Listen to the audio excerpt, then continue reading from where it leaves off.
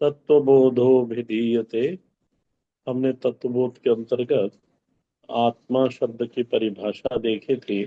स्थूल सूक्ष्म कारण शरीर व्यतिरिक्त पंचकोशातीत सन अवस्थात्रय साक्षी सचिदानंद रूप सन यह तिष्ठति स आत्मा।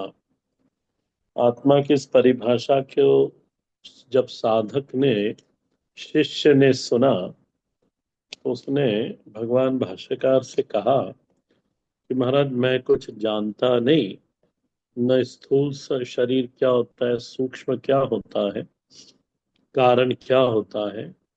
भगवान भाष्यकार ने जैसे बालक को उंगली पकड़ कर चलाते हैं, ठीक इसी तरह मात्रवत उसे समझाया। स्थूल सूक्ष्म कारण शरीर समझाया, और फिर पंचकोश के पहले भगवान ने अवस्थाएं समझाई, और उसी अवस्था के अंतर्गत हमने जागृत अवस्था को भी देखा था और स्वप्न अवस्था को देखा था। सुषुप्ति बच गई थी, उस सुषुप्ति को मैं यहाँ पूरा करता हूँ। तो जागृत और स्वप्न की परिभाषा देख लेते हैं पहले, फिर सुषुप्ति पे जाते हैं। जागृत अवस्था का इस तो अपने ग्रंथ में देखिएगा। जागृत अवस्था का श्रोत्रादि ज्ञानेन्द्रिय ही, बहुवचन है, ज्ञानेन्द्रिय ही शब्दादि विषयश्च ज्ञायते इति सा जागृत अवस्था। और इस जागृत अवस्था में स्थूल शरीर कार्यान्वित होता है। इसलिए यहां लिखा स्थूल शरीराभिमानी आत्मा विश्व इति उच्यते। स्थूल शरीर अभिमानी आत्मा विश्व इति उच्यते। और इस जागृत अवस्था में वो सारे प्रपंच से, विश्व से संबंध करता है और इस जगत को जानता है। स्वप्न अवस्था का, स्वप्न अवस्था केति चेत, अब ध्यान देना, वैसे आप लोगों ने पढ़ लिया होगा। जागृत अवस्थायाम, जागृत अवस्था में यद दृष्टम, जो मैंने देखा था, यद श्रुतम, जो मैंने सुना था, तज्जनित संस्कार वासना, वासनया, मैंने यहाँ वासनया का अर्थ संस्कार भी लिखा करा है कि जो संस्कार बने या जो वासनाएं बनी, जो इच्छाएं बनी, यत श्रुतम तज्जनितम वासनया।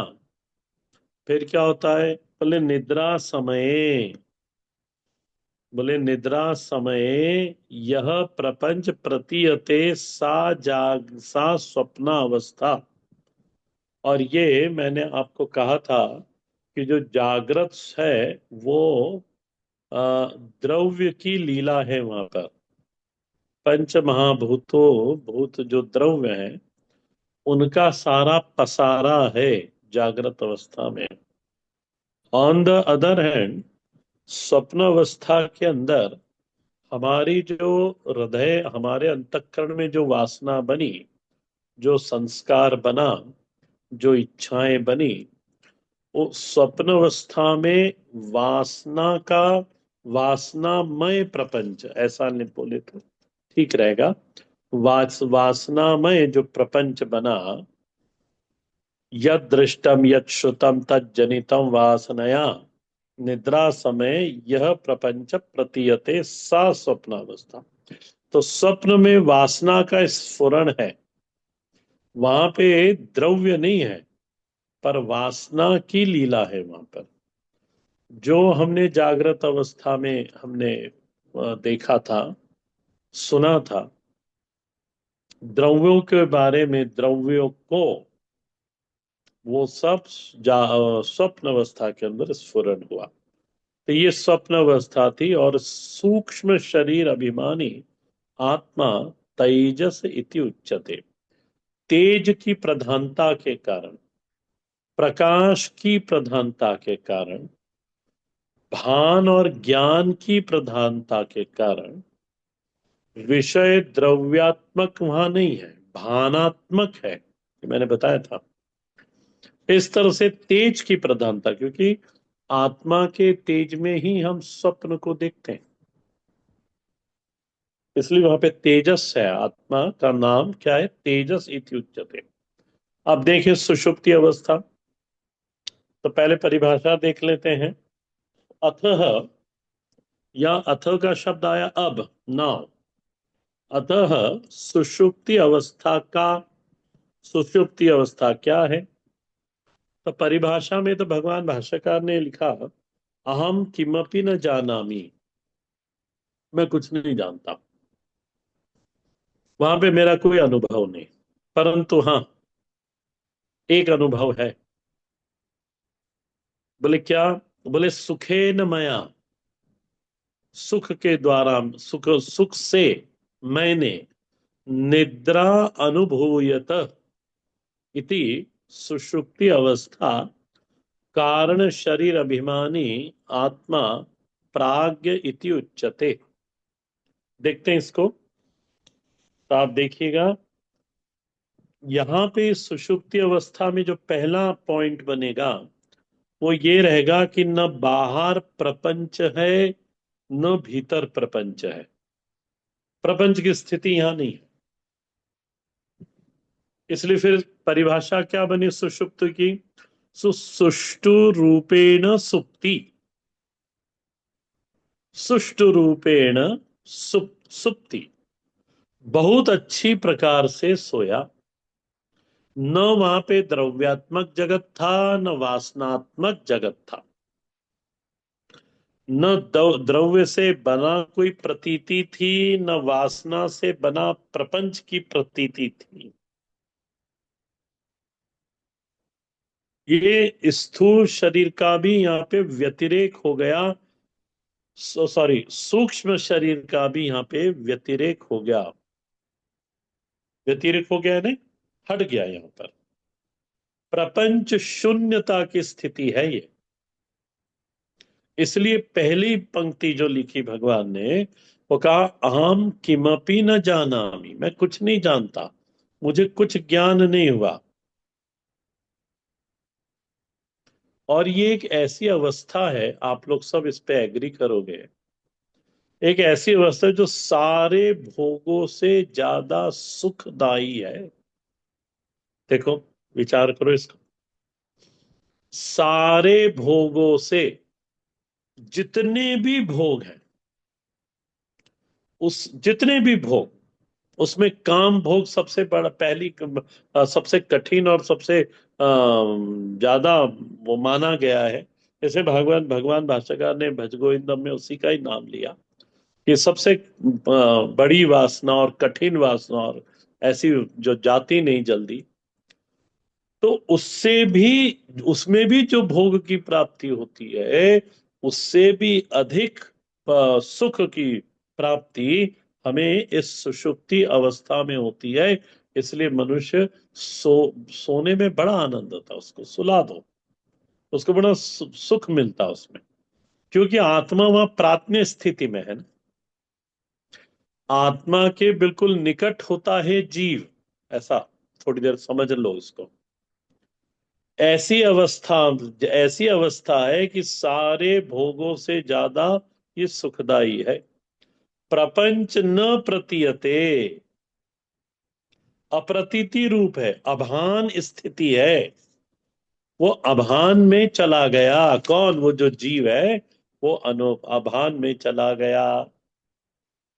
अच्छा, जब वो अभान स्थिति में चला गया, तब उसका अनुभव क्या था? तो वहां पे भी एक अनुभव तो है। क्या अनुभव है? तो कहते सुखे न मया, सॉरी, सुखे न मया निद्रा अनुभूयते। देखो अपनी पुस्तक में, मैंने वहां क्या अनुभव करा? बोले निद्रा। और कैसे अनुभव करी? बोले सुख पूर्वक। सुखेन मया निद्रानुभूयते इति सुषुप्ति अवस्था। सुषुप्ति अवस्था का एक विद्वान और इसका पर्यायवाची लिखते हैं, प्रकर्षेण अज्ञः सुषुप्ति अवस्था के लिए उन्होंने कहा। प्रकर्षेण अज्ञ, क्यों बोले ऐसा? तो नीचे ही पंक्ति के कारण बोले कि कारण शरीर अभिमानी आत्मा प्राज्ञ इति उच्यते। देखो इसको समझना। कारण शरीर को अलग से देखो, ये अविद्या स्वरूप है, अज्ञान के साथ मिला हुआ है, यानी अज्ञान है इसके अंदर, स्वरूप का अज्ञान है, अविद्या है यहाँ पर। ज्ञान है पर प्रपंच का है, आत्मा ज्ञान का ज्ञान नहीं है कारण शरीर। तो कारण शरीर अभिमानी कौन? आत्मा। और आत्मा है कैसी? ज्ञान स्वरूप, बिल्कुल ज्ञान स्वरूप आत्मा है, और वहां पे भी वो ज्ञान स्वरूप ही बनी रहती है। इसलिए न वहां पे स्वप्न है, न बाहर का प्रपंच है। इसलिए उसको प्राज्ञ, प्रकर्षेण अज्ञ। प्राज्ञ का परिभाषा क्या होगी? प्रकर्षेण अज्ञ। आत्मा वहां पे ज्ञान स्वरूप बने, प्राज्ञ रूप से बनी बैठी है, बिल्कुल ज्ञान स्वरूप आत्मा है। ज्ञान का आत्मा कभी भी अज्ञान का नाम आत्मा नहीं है। यद ज्ञानम अद्वयम, भागवत जी में आत्मा की परिभाषा आई, यद ज्ञानम अद्वयम, जो ज्ञान स्वरूप ही है। तो वहां ज्ञान स्वरूप आत्मा रहती है, हम अपने स्वरूप के अंदर स्थित हो जाते हैं, इसलिए वहां पर आनंद होता है, वहां पे सुख मिलता है। और अब विचार करके देखना, वहां क्योंकि प्रपंच है जागृत में और स्वप्न में, इसलिए वहां पे प्रपंच के साथ हम मिले हुए रहते हैं, इसलिए वहां सुख की अनुभूति होती नहीं। इसलिए भगवान गीता जी में कहते हैं, त्यागात शांति अनंतरम। त्याग कर देने पे ही सारी शांति की मनुष्य को, जीव को शांति प्राप्त होगी। जब तक वो त्याग नहीं करेगा इस प्रपंच का, तब तक महाराज उसको शांति की प्राप्ति नहीं होती। साधक बलपूर्वक, प्रयत्न पूर्वक, परमात्मा के की कृपा पूर्वक, बहुत सारी चीजें उसके अंदर, गुरु कृपा पूर्वक इस प्रपंच को बाधित करता है और अपने स्वरूप में जाके स्थित होता है। कहाँ पे? ध्यान की स्थिति में, on the seat of meditation. इसका उसको बार बार बार बार बार बार अभ्यास करता है, और अभ्यास कई जन्मों तक चलता है। ये इस उस अभ्यास के कारण फिर वो जागृत अवस्था में भी आत्म स्थिति में बना रहता है। फिर बाहर का प्रपंच या भीतर वासना का प्रपंच उसको किसी भी प्रकार से प्रभावित नहीं करता। इसलिए भगवान भाष्यकार कहते हैं, भोग रतो वा योग रतो वा संग रतो वा संग विहीन, यस्य ब्रह्मणि रमते चित्त नंदति नंदति नंदत्वेन। वो केवल आनंद की स्थिति में ही वह रहता है। तो सुखेन मया निद्रा अनुभूते इति सुषुप्ति अवस्था। अच्छा, इसमें एक पॉइंट और बनेगा कि स्थूल शरीर में और सूक्ष्म शरीर, कारण शरीर की अनुवृत्ति होती है। स्थूल शरीर में, सूक्ष्म शरीर में और कारण शरीर की अनुवृत्ति होती है, अनुगमन करता है। कौन? कारण शरीर। कब कब? जागृत में भी और स्वप्न में भी वहां पे है। और यही कारण है कि जागृत अवस्था में स्वप्न की स्मृति बनी रहती है। वापस दोहरा रहा हूं उसको। स्थूल शरीर में, यानी जब हम जागृत अवस्था, जागृत अवस्था में स्थूल शरीर अभिमानी होते हैं, और स्वप्न अवस्था में जब हम सूक्ष्म शरीर अभिमानी होते हैं, तब भी कारण शरीर की अनुवृत्ति वहां पे रहती है, उपस्थिति वहां पर रहती है। ऐसा कह दें कि स्थूल शरीर और सूक्ष्म शरीर, कारण शरीर शरीर उसका अनुगमन होता है, उसमें वह उपस्थित रहता है। और यही कारण है कि जागृत अवस्था में स्वप्न की स्मृति बनी रहती है, और सुषुप्ति की भी स्मृति होती है। जागृत अवस्था में स्वप्न की, और जो उसने निद्रा में सुख को भोगा है, सुख प्राप्त करा है निद्रा अवस्था में, सुषुप्ति अवस्था में, उसकी स्मृति उसको जागृत अवस्था में रहती है। क्यों? कारण शरीर की अनुगति है वहां पर। आया होगा पकड़ में कि हमें हमारा स्वप्न क्यों याद रहता है? क्योंकि सूक्ष्म शरीर में स्थूल की अनुगति है। अच्छा मां, जागृत अवस्था में हमको क्यों याद रहता है कि हम बहुत अच्छे से सोए? कैसे याद रहता है? तो क्योंकि वहां पर स्थूल शरीर में कारण शरीर की अनुगति रहती है, वो वहां पे रहता है। इसलिए उठने के बाद हमको समझ में आता है कि हम बहुत अच्छे से सोए और हमने इस प्रकार का स्वप्न देखा था। तो आत्मा तो वहां पर कैसी है? बिल्कुल प्राज्ञ स्वरूप है। आत्मा वहां पर किसी से भी अभिमानी नहीं है। आप स्वप्न में देखना, वहां पे तो ये स्थूल शरीर अभिमानी, जागृत में है स्थूल शरीर अभिमानी जागृत में है, स्वप्न में सूक्ष्म शरीर अभिमानी है, यहाँ कारण शरीर अभिमानी है। अविद्या से ढकी हुई है, क्योंकि अविद्या से इसका कोई संबंध नहीं है। ये पंचकोश में और समझ में आ जाएगा। अविद्या अज्ञान के साथ आत्मदेव बैठे हुए हैं, पर आत्मदेव का उस कारण शरीर से, उस अज्ञान से, उस अविद्या से किसी भी प्रकार का कोई संबंध नहीं। वो केवल और केवल स्वयं प्रकाश स्वरूप है। तो वो कारण शरीर प्रकाशित हो रहा है अपने आप। उन्होंने प्रकाशन की कोई क्रिया नहीं करी। और इसलिए कठोपनिषद में आया, सएष सुप्तेषु जागृति। कौन? आत्मा।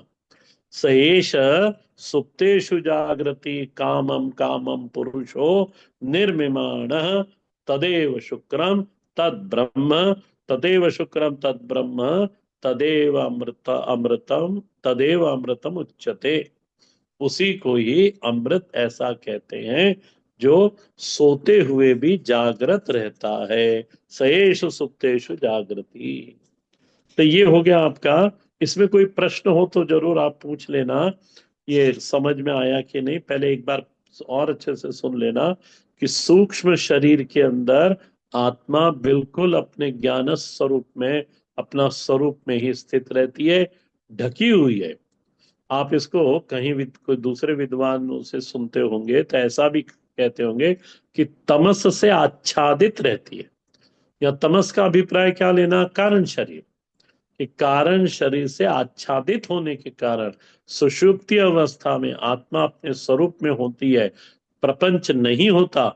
उसके बाद भी हमें उस आत्मा का साक्षात्कार नहीं हो पाता। क्यों नहीं हो पाता? क्योंकि तमस से वो ढकी हुई है।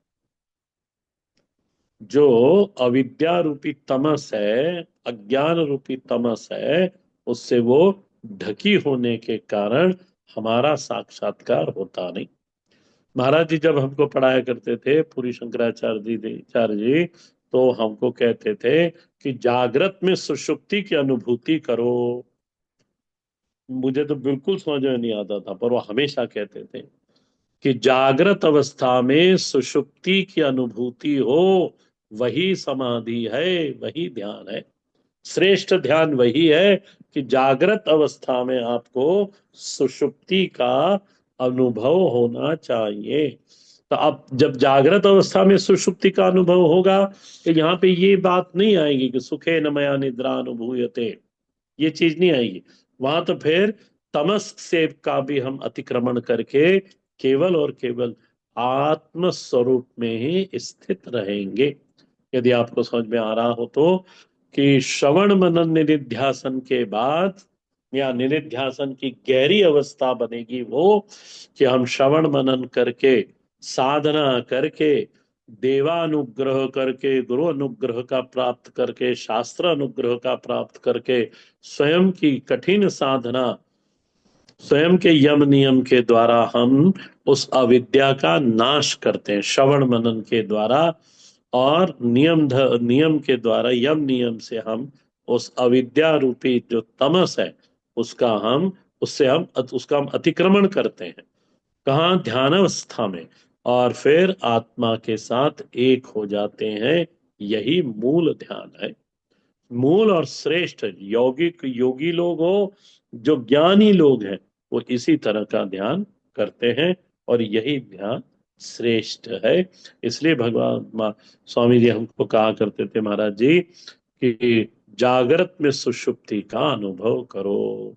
अब यहाँ पे जागृत अवस्था का अतिक्रमण करके सुषुप्ति में जाना, अविद्या का नाश करना, उसके लिए फिर प्रयत्न की आवश्यकता, अभ्यास की आवश्यकता, श्रवण गहरा होना चाहिए, संशय विपर्य शून्यता होनी चाहिए। इसलिए मनन श्रवण में तो हमको समझ में आता है, अज्ञान की निवृत्ति होती है, परंतु उस श्रवण के अंदर कुछ ऐसा संशय विपर्य रह गया, तो मनन के द्वारा उस संशय विपर्य को खत्म करते हैं। मनन या तो एकांत में बैठ के करो, या जिसने और श्रवण करा उसको साथ लेके करो। हम लोग पढ़ते थे तो दोनों तरह से करते थे। अपने कमरे में बैठ के भी करते थे, और चार लड़के इकट्ठा होते थे, और उसने क्या सुना हो, क्या उसने सुना, कैसा उसने समझा, वो बताता था, फिर हम बताते थे, ऐसे चारों बताते थे। उससे क्या होता है? संशय विपर्य खत्म होता है। कभी कभी श्रवण में इधर उधर ध्यान चला गया और कुछ शब्द छूट गया, तो फिर मनन में वो पूरा हो जाता है। अब जब मनन हो गया, सिद्धांत हमको समझ में आ गया, क्योंकि आत्म तत्व का ही सिद्धांत है, तो और मैं वही आत्मा हूं, तो मेरे ऊपर वो सब घटना चाहिए। तो फिर एकांत में निनिध्यासन। अब ये निनिध्यासन जितना गहरा, जितना अभ्यास आप ज्यादा करेंगे, तब हम जागृत अवस्था का अतिक्रमण करके सुषुप्ति का अनुभव वहां पे कर सकते हैं। तो ये तो हो गया आपका सूक्ष्म अवस्था त्रय। अब यहाँ पे कोशों के बारे में आगे कहा है कि कोश शब्द का अर्थ समझ ले।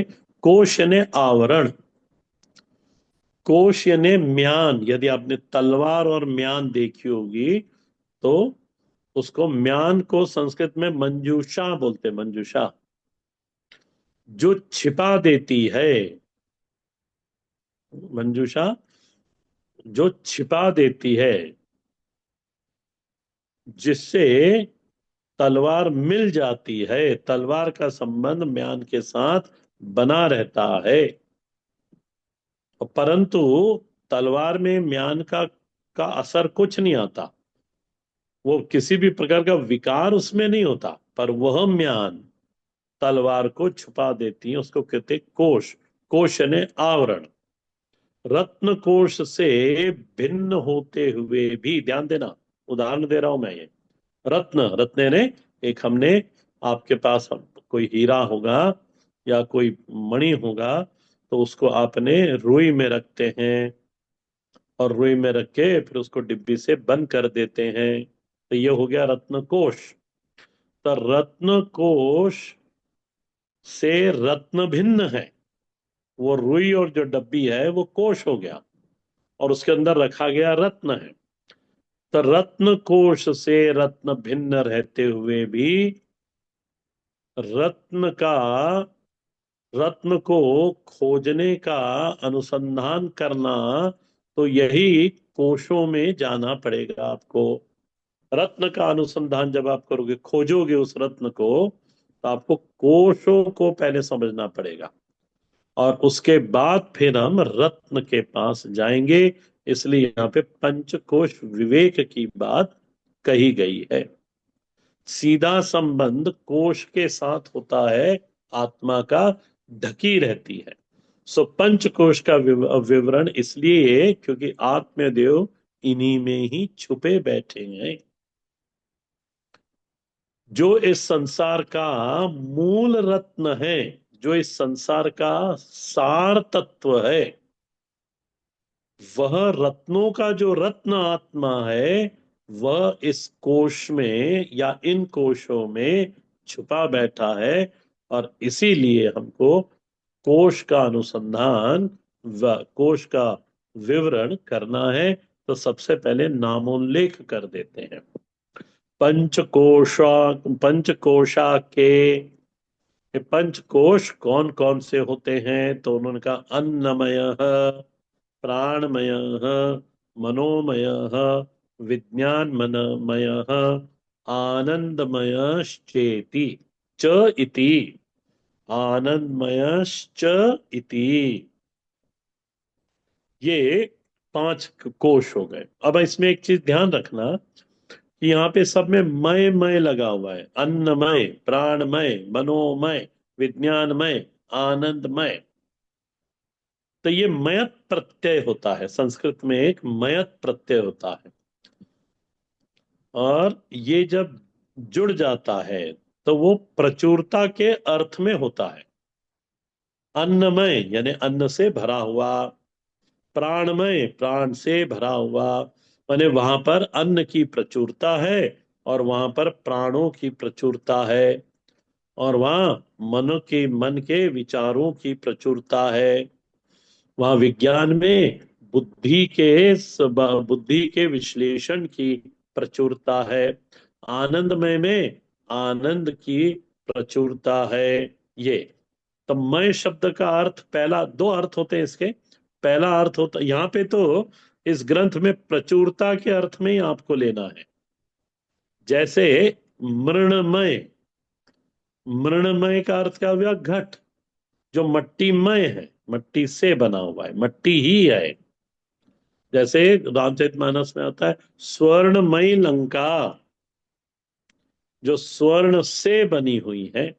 ठीक इसी तरह से ये मय शब्द प्रचुरता से, इसका एक अर्थ हो तो और होता है विकार से भी आप ले सकते हो, कि अन्न में विकार उत्पन्न हुए। विकार के अर्थ से भी मयत प्रत्यय को समझा जाता है।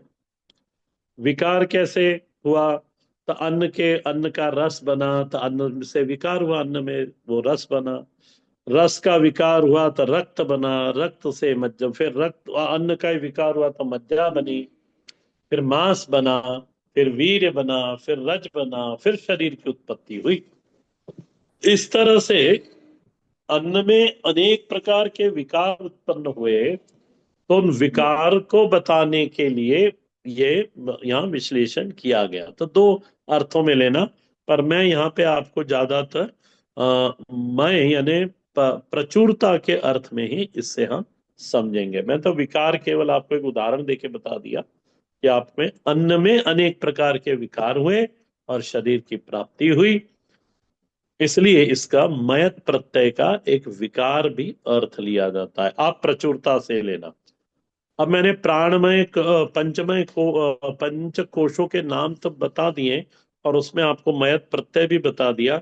अब हम अन्नमय शब्द कोश के ऊपर जाएंगे, पर अगली क्लास में जाएंगे। अभी गीता जी देख लें, क्योंकि 4 क्लास हमारी छूट गई, तो मैं एक 2 मिनट में गीता जी का वो 10वें अध्याय को शुरुआत से एक बार पकड़ा देता हूं, आप उसको ध्यान से समझना। 10वां अध्याय यदि आपके सामने हो गीता जी, तो आप खोल लें, तो मैं उसकी एक सिनॉप्सिस जैसी आपके सामने रख देता हूं, और फिर हम हमारा जो श्लोक है यज्ञानाम जपयज्ञोस्मि पर हम लोग थे, वहां पहुंचते हैं। भगवान ने 10वें अध्याय की जो शुरुआत करी वो 9वें अध्याय से लेकर करी, क्योंकि 9वें अध्याय में अर्जुन भगवान को बहुत अच्छे से सुन रहे हैं, और भगवान को अर्जुन के ऊपर अतृप्तता दिखाई देती है, और भगवान चुप भी हो गए तो भी अर्जुन भगवान के मुखमंडल की ओर देख रहे हैं। उनको ऐसा लगता है भगवान और भी कुछ सुनाएंगे, और भी कुछ सुनाएंगे, और भी कुछ सुनाएंगे। इसलिए मैं 10वें अध्याय का की प्रवृत्ति हुई, इसका प्रागट्य हुआ। तो इसलिए शुरुआत में आप देखना, भगवान उवाच भूय एव महाबाहो शृणु मे परमं वचम यत्यहं प्रीयमाणाय वक्ष्यामि हित कामया। और फिर भगवान दूसरे और तीसरे श्लोक में ये बताते हैं, दूसरे श्लोक में बताते हैं कि मुझे ये कोई जानता नहीं, चाहे देवता हो या महर्षि इत्यादि हो, वे कोई भी मुझे नहीं जानते। फिर भगवान तीसरे श्लोक में कहते हैं कि यो माम अजन्म अजम अनादिम च वेत्ति लोक महेश्वरम। यानी मेरे दोनों स्वरूप को जो जान जाता है, मेरे जो स्वरूप है, अजन्मा जो स्वरूप है, तत्व का जो स्वरूप है, और अनादि जो अनादित्व है उस तत्व के अंदर, बोले जो मेरे को तत्व से जानता है और लोक महेश्वर के रूप में सगुण रूप से भी जानता है, बोले असमूढ़ समृत्युषु मृत्येषु सर्व पाप प्रमुच्यते। बोले वो मनुष्य असमूढ़ ज्ञानवान हो, ज्ञान होकर सारे पापों से मुक्त हो जाता है। फिर भगवान सबसे पहले 4 और 5 श्लोक के अंदर बताते हैं कि जो अर्जुन, आप अनुभव करो आपके अंदर कितने प्रकार के भाव हैं। जितने भी भगवान भाव हैं, ये सारे के सारे भाव भगवान ने चौथे और पांचवें श्लोक के अंदर लिख दिए। इन भावों के अंदर विकार भी उत्पन्न होते हैं, इन भावों में मल्टीप्लिकेशन भी होता है, पर मूल भाव जो है भगवान ने यहाँ प्रस्तुत करे।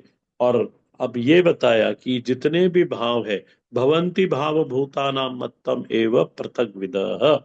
बोले नाना प्रकार के जो भाव हैं अर्जुन समझो, ये मुझसे ही उत्पन्न होते हैं। तो भावों को यदि हम अपने भावों को ध्यान से देखें और इन भावों को देखें, तो परमात्मा की ही अभिव्यक्ति हमारे अंतःकरण में हो रही है। फिर भगवान आगे कहते हैं, बताते हैं कि सप्त ऋषि और सनकादि की उत्पत्ति किस प्रकार से हुई। तो ये संकल्प से भगवान ने इनकी उत्पत्ति करी, और उन्हीं से फिर ये जाके सारी प्रजा उत्पन्न हुई। इमाम प्रजा येषाम लोके इमाम प्रजा, फिर मानसाहा। देखो संकल्प के तो मैंने मानसिक है कि जितनी भी जगत है, मैंने उस समय आपको जब ये श्लोक पढ़ाया था तब कहा था कि जगत कैसा है, प्रपंच कैसा है, ये मानसिक प्रपंच है।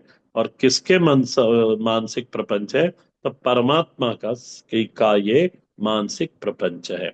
ये है नहीं, पर भगवान ने कल्पना मात्र करी है। भगवान कहते हैं 7वें श्लोक में, एता विभूति योगम च माम यो वेत्ति तत्वतः। बोले मेरे विभूति को और मेरे तत्व को जो जान जाता है, बोले सो अविकम्पेन योगेन युंजते नात्र संशय। अविकम्प योग, ये मैंने आपको उस 7वें श्लोक पढ़ाया था तब बता दिया था। और फिर भगवान बुद्धिमान पुरुष कौन है उसकी उसके बारे में बोलते हैं, और वो क्यों बुद्धिमान है वो भी बता देते हैं। अहम सर्वस्य प्रभव मत्तः सर्वम प्रवर्तते इति मत्वा भजन्ते माम। कौन भजन्ते? बोले बुधाहा भाव समन्विताः। बोले भजन्ते माम किस तरह से भजन्ते? तो भाव समन्विताः भजन्ते माम। कौन? बुधाहा। बोले यदि वो इस तरह से मेरे को जानकर, अहम सर्वस्य प्रभव, मैं मुझ में से ही संपूर्ण जगत की उत्पत्ति हुई है, जगत मुझ में ही चेष्टा करता है, यदि इस तरह से जानकर वो मेरा भजन करता है, तो वह अमृतत्व को प्राप्त होगा। और उसके अमृतत्व को प्राप्त होगा उसको बताने के, उसको कहने के पहले भगवान ने श्लोक नंबर 9 में और श्लोक नंबर 10 में किस तरह से वह भजन करता है। तो 9 और 10वां जो श्लोक है, उसकी प्रथम 10वें श्लोक की पहली पंक्ति भगवान ने बुद्धिमान मनुष्य के भजन का विवरण करा। और उस भजन की का परिणाम भी भगवान ने कहा, ऐसे भजन करने वाले को ददामी बुद्धि योगम तम ये न माम उपयांति थे, और वही मुझको प्राप्त हो जाता है। मुझको प्राप्त होने का ही अभिप्राय अमृतत्व की प्राप्ति है। तेषा हम, और फिर उसके अंदर मैं ज्ञान का दीपक प्रज्वलित करता हूं। अर्जुन भगवान की स्तुति करते हैं और भगवान को कहते हैं कि ये सारा जगत आप ही में से उत्पन्न हुआ है प्रभु। मैं जी जानना चाहता हूं कि ये किस तरह से उत्पन्न हुआ है प्रभु, और आप ही मेरे को बताइए अपनी विभूति के बारे में, क्योंकि आप ही अपनी विभूति के बारे में बताने में समर्थ हैं। तो भगवान से विभूति के को जानने की लिए अर्जुन प्रार्थना करते हैं। और 17वें श्लोक में वो प्रश्न रख देते हैं, केशु केशु च भावेषु चिंतयसि भवान मया, किस तरह से मैं आपको ना चिंतन करूं, तो विस्तार से मेरे को आप कहिए। तब भगवान 11वें 19वें श्लोक में कहते हैं, देखो विस्तार का तो यहाँ पे समय नहीं है। तब प्रधान्यतः हे कुरुश्रेष्ठ, प्रधान प्रधान विभूतियों को, सारा जगत ही मेरी विभूति है, परंतु तुम अब पूछ रहे हो केशु केशु च भावेशु, इसमें प्रधान प्रधान वस्तुएं तुम्हें बता देता हूं। फिर भगवान उसको जो मूल ज्ञान है वो पहले देते हैं और कहते हैं, सुनो अर्जुन, स्थिति तो ये है, अहम आत्मा गुणाकेश सर्वभूताक्षय स्थित अहम आदि च मध्यम च भूतानाम अंत एव च। ये मूल जो ज्ञान है ना इस अध्याय में, जो कि आत्मा है ये शब्द, ये श्लोक, कि मैं ही सभी कुछ हूँ, भूतों के अंदर बाहर जो भी कुछ, अंतर बहिष्य तत्सर्वम व्याप्त नारायण स्थित, मैं ही सभी कुछ हूँ। और यदि ऐसा जानने में कोई अशक्त है, ये इस ऐसा अनुभव करने में कोई अशक्त है। आपको याद होगा भगवान भाष्यकार 21वें श्लोक पे जाने के पूर्व एक संबंध भाष्य में लिखते हैं, 20वें श्लोक के भाष्य में लिखते हैं, तद अशक्तेन च उत्तरेषु भावेषु चिंतय अहम चिंतयितुम शक्य शक्य यस्मात्। फिर आगे भगवान बोलते हैं कि जो इसको जानने में अशक्त है, तद अशक्तेन, जो इसको जानने में समर्थ नहीं है, जो ये समझ नहीं पाता कि कैसे परमात्मा में से सब कुछ उत्पन्न हुआ, परमात्मा में ही रहा, और परमात्मा ही अंतःकरण में है, परमात्मा आदि में है, परमात्मा मध्य में है, परम हम भूतों का अंत भी परमात्मा में ही होगा, इसको अच्छे से श्रवण नहीं कर पाया और इसका अनुभव नहीं कर पाता, ऐसे व्यक्ति के लिए भगवान कहते हैं कि उत्तरेषु भावेषु चिंतय। फिर ये उत्तर भाव से जो आगे के श्लोक है उसके अंदर आप चिंतन करो मेरा। आत्म रूप से चिंतन नहीं कर सकते तो फिर इस तरह से चिंतन करो। श्लोक नंबर 21 22 और 23 के 23 24 और 25 श्लोक तक 25 श्लोक तक हमने अध्ययन करा था। और इसके अंदर हम अंतिम पंक्ति पर थे, ज्ञानानाम जपयज्ञोस यज्ञानाम जपयज्ञोस्मि स्थावराणाम च हिमालय। और इसी पर चर्चा करते हुए फिर मैंने कहा था कि जप यज्ञ के द्वारा जितनी भी दरिद्रता है, मानसिक हो या बाह्य हो, सब के सब खत्म हो जाती है। नाम जप की महिमा हम लोग सुन रहे थे। आप रामचरितमानस की बाल कांड में दोहा नंबर 17 के बाद से भगवान श्री गोस्वामी जी नाम महिमा सुनाते हैं, ते 27 श्लोक तक दोहे तक लेके जाते हैं। गोस्वामी जी वहां पर कहते हैं, निर्गुण ते यही बात बड़, ध्यान देना, निर्गुण ते यही भांति बड़, नाम प्रभाव अपार। परमात्मा का जो नाम है ना, वो निर्गुण से भी बड़ा है। बोले कहो नाम बड़ राम ते, गोस्वामी जी स्वयं कह रहे हैं कि मैं आपको सुना बोलता हूं कि कहूं, मैं कहता हूं क्या, नाम बड़ राम ते, कि राम से बड़ा राम का नाम है। निज विचार अनुसार, मैंने अपने जो जीवन में मैंने आपको निवेदन करा था, गोस्वामी जी ने 80 साल की आयु में रामचरितमानस का लेखन करा था। तो 80 साल की आयु तक जितना भी उनका अध्ययन था, और अध्ययन बहुत था महाराज जी का, श्री गोस्वामी जी का, और उनकी साधना भी गहरी थी। जो भी अनुभव उनको 80 साल में प्राप्त हुआ, वो सब कुछ उन्होंने रामचरितमानस में लिखा। इसलिए वो सब कुछ विचार करके कहते हैं, अंतिम विचार में कहते हैं, निज विचार, मैंने तो इतना सब देख कर ये विचार कर लिया कि राम से बड़ा राम का नाम है। ये आप देख लेना, दोहा नंबर 23 है बालकांड का। नहीं कली कर्म न भगति विवेको। इसी प्रसंग में, नाम प्रसंग बोलते हैं इसको, गोस्वामी जी कहते हैं नहीं कली कर्म, कलिकाल के अंदर कर्मयोग की स्थिति बनेगी नहीं, न भक्ति पूर्ण तरह से आप समर्पित हो पाओगे, और न विवेक। आप पढ़ो, ऐसा नहीं कि नहीं पढ़ो, हम भी पढ़ें, आप भी पढ़ो, विवेक तो होना चाहिए। परंतु ध्यान देना, कलयुग में विवेक भी इतना मदद नहीं करेगा। तो गोस्वामी जी कहते हैं, ये दोहा नंबर 26 के पहले की आप बात की चौपाई देख लेना आप लोग। नहीं कली कर्म न भगति विवेको, राम नाम अवलंबन एको। केवल आपको भगवान के नाम का आलंबन लेना है और कुछ नहीं है। गोस्वामी जी तो आगे कहते हैं, आगे पीछे देख लेना, मेरे को तो जो चौपाई याद है वो आपको सुना दे रहा हूं। गोस्वामी जी कहते हैं कि अगुण सगुण बिच नाम सुसाक्षी, अगुण सगुण बिच नाम सुसाखी, साक्षी नहीं, साखी, उभय प्रबोधक, चतुर द्विभाषी। द्विभाषी होते हैं ना, जिनको दो भाषाएं आती हैं, उनको द्विभाषी कहते हैं। जो, तो यहाँ पे द्विभाषी का अर्थ कैसे लगाएंगे? जो सगुण को भी जानता है, जो निर्गुण को भी जानता है।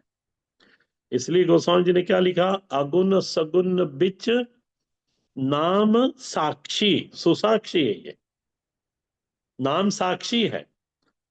और उभय प्रबोधक, उभय प्रबोधक यानी क्या, कि उभय यानी दोनों का प्रबोधन करने वाला है, और नाम साक्षी है।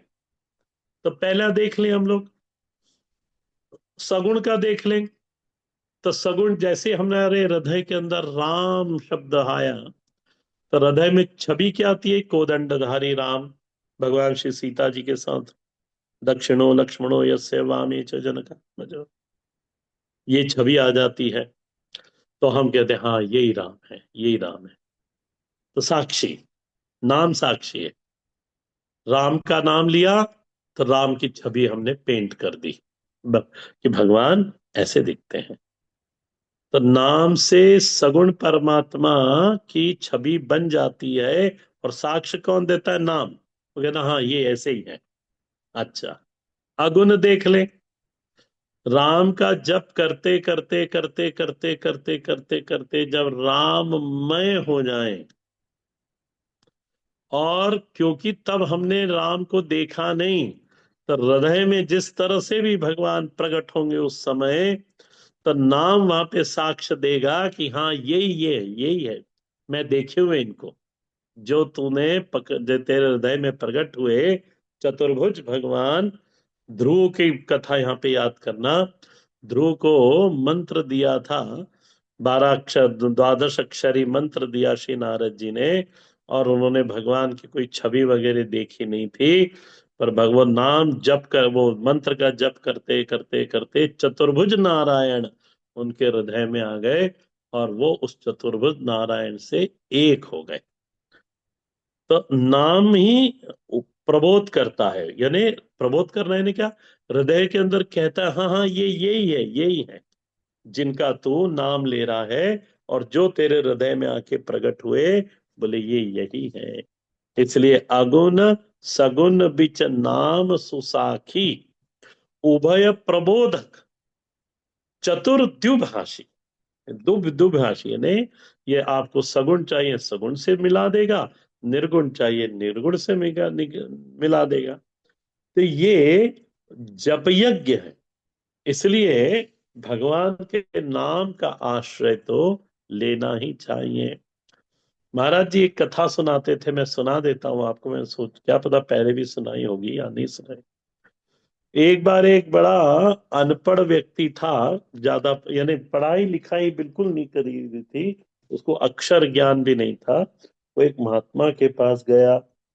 उसने कहा महाराज, मैं भी भगवान को प्राप्त करना चाहता हूँ, आप मेरे को मार्ग बताओ। तो उन्होंने कहा कि नाम जपा करो। बोले कौन सा नाम जप, आप ही बता दो। तो वो महात्मा भी तेज थे, उन्होंने विचार करके बोला कि ऐसा करो, आप एक नाम मैं आपको देता हूं, अघमोचन। अघमोचन।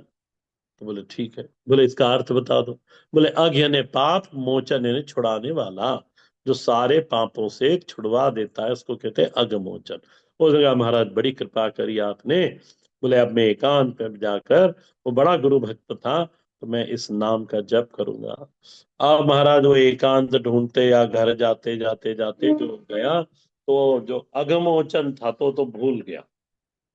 और अब उसने, उसकी जगह उसको याद रहा घमोचन। घमोचन, अगमोचन की जगह घमोचन हो गया।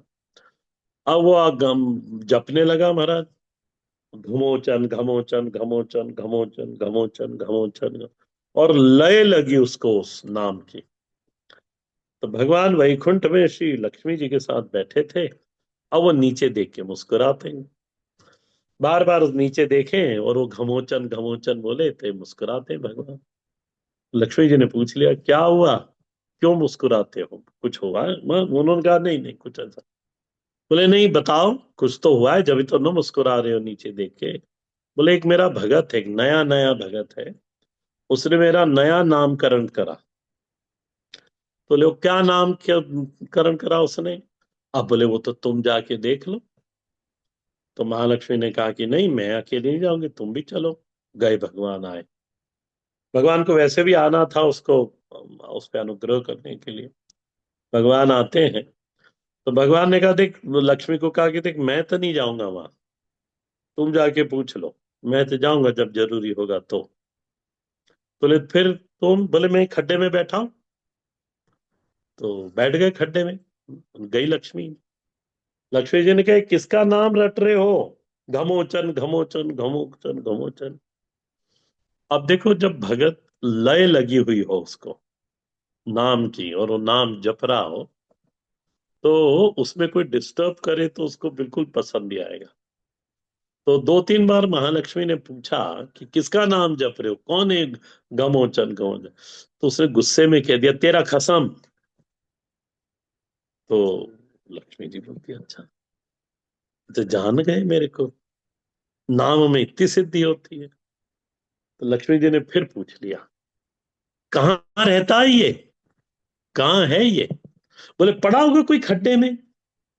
बस माता जी उस दिन से समझ गई कि नाम जप में इतनी सिद्धि है कि ये जो अक्खड़ गंवार है, इसको भी मालूम पड़ गया मैं कौन हूं और मेरे पति कहाँ छुपे हुए हैं। ये काय का प्रभाव है? बोले नाम जप का प्रभाव है।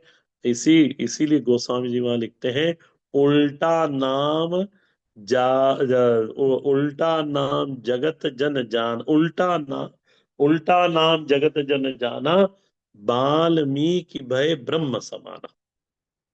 उल्टा नाम जपत जग जाना, कि सारे जग में प्रसिद्धि है कि वाल्मीकि जी ने भगवान का नाम मरा मरा मरा मरा मरा करके जपा था। और बोले वाल्मीकि भय ब्रह्म समाना, बोले वाल्मीकि जी ब्रह्म के समान हो। तो आप विचार करना और इस पे कि पूरे विश्व के संत इस नाम जप की जो साधना है उसको निर्विवाद स्वीकार करते हैं। हिंदुओं के हाथ में भी माला होती है, पारसियों के हाथ में भी माला होती है, ईसाइयों के हाथ में भी माला होती है, मुस्लिमों के हाथ में भी माला होती है। माने सभी ने इस नाम जप की जो साधना है इसको स्वीकार करा। तो हमें भी ज्ञान पढ़ना चाहिए, कर्मयोग करना चाहिए, सब कुछ करना, विवेक भी होना चाहिए, उसकी प्राप्ति के प्रयत्न भी करना चाहिए, ध्यान समाधि भी लगाना चाहिए, पर परंतु भगवान के नाम जप की साधना इन सारे साधनाओं से बड़ी है। राम रामेति रामेति रमे रामे मनोरमे, सहस नाम तुल्यम राम नाम वरानने। श्री राम नाम वरानने, ओम नमः इति। आगे देखेंगे इसको शुक्रवार के दिन। कोई प्रश्न है पुराने आप तो पूछ लें। हरिओम स्वामी जी, पूनम जी बोल रही माता हूँ। जी। जी जी।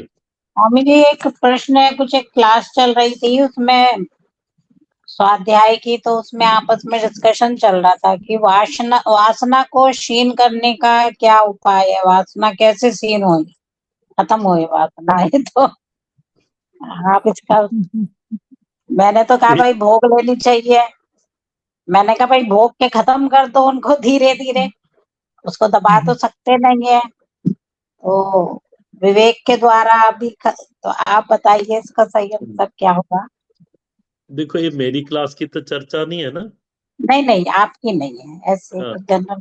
तो अमा आपने पहले तो ठीक कहा कि एक तो यदि वो साधक है और सच्चा साधक है और उसके जीवन में जो वर्ण हुआ है परमात्मा का, लक्ष्य का, उस वर्ण में किसी भी प्रकार का कोई दोष नहीं है और उस वर्ण के प्रति वो बड़ी तीव्रता रखता है हृदय के अंदर कि नहीं, मुझे पहुंचना ही, इस जन्म में सिद्धि प्राप्त या परमात्मा प्राप्ति होनी ही है, तो वह व्यक्ति विवेक के द्वारा कि नहीं ये सब चीजें बेकार है, अपनी वासनाओं के विषय को बदल देता है। वासना तो खत्म होती नहीं, तो विषय क्या करता है, जो विषय जब प्रपंच के विषय थे वह परमात्मा की वासना हो जाती है।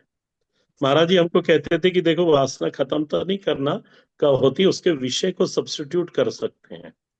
जो विषय के संसार के प्रति वासना थी, पुत्र के प्रति वासना थी, वह परमात्मा के प्रति हो गई। अब पुत्र रूप में ही भगवान श्री कृष्ण दिखते हैं। यदि पुत्र के प्रति वासना हो, पति के प्रति हो, तो पति रूप में भगवान को वहां पे देखें। इस तरह से जो साधक होता है, वो साधक वासना के विषय में परिवर्तन कर सकता है, ताकि वासना को खत्म करना ये तो विवेक से संभव है। यदि अच्छा विवेकी है वो, अपने, मैंने अभी थोड़ी देर पहले कहा ना, प्रयत्न करना पड़ता है, अभ्यास करना पड़ता है, एक दिन में ये चीज होती नहीं, उसको कितने ही दिन लग जाते हैं। और हमको जिस दिन समझ में आया ना कि मेरी ये वासना खत्म हो गई, उसी दिन शाम को और या उसी समय वो वासना सिर उठा लेती है। तो इसलिए बड़ा परमात्मा की कृपा चाहिए, अपना अभ्यास चाहिए। जो वासना खत्म नहीं होती वो परमात्मा के सामने प्रस्तुत कर दो, महाराज ये मेरे से नहीं होती। जैसे मीरा जी ने कहा था, सुनीरी मैं तो निर्बल के बलराम। तो बोले महाराज अभी तो सुना सुना था, अब इसको आप अनुभव में कर दो। ये जो बलवान आप हो, तो मेरे से तो वासना जा नहीं रही, आप इसको महाराज कृपा करो। और मैं आपको अनुभव से बोलता हूँ, भगवान खूब कृपा करते हैं। पर हाँ, होना चाहिए बिल्कुल सच्चे हृदय से। जी जी माता जी। जी, थैंक ए- यू। जी। एनी और कोई